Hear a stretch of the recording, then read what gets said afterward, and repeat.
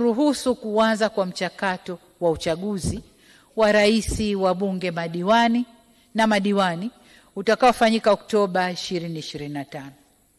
Uchaguzi ni zoezi la kikatiba na lenye umuhimu katika kukuza demokrasia nchini na kuwapa wananchi fursa ya kuchagua viongozi wanaowataka.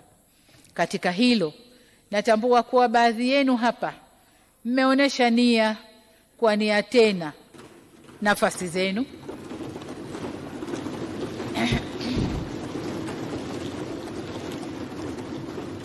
na pia wapo waliotangaza kukaa pembeni kama kakaangu George Mkuchika.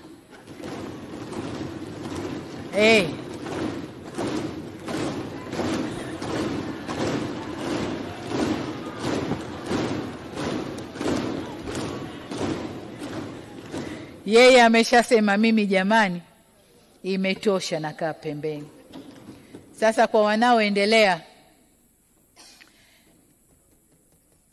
niwatakie kila la kheri. Niwatakie kila la kheri, na najua mambo yamekuwa vizuri, lakini msisahau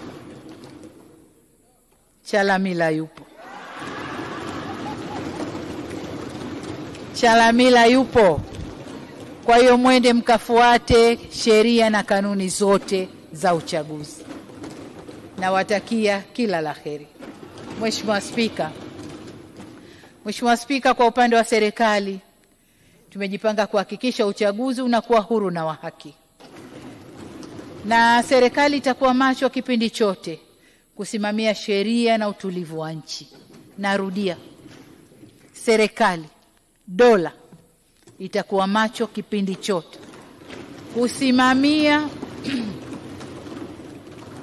kusimamia sheria na utulivu wa nchi. Nitumie fursa hii kuhimiza vyama vyote vya siasa kutoa fursa za kutosha kwa wagombea wanawake, vijana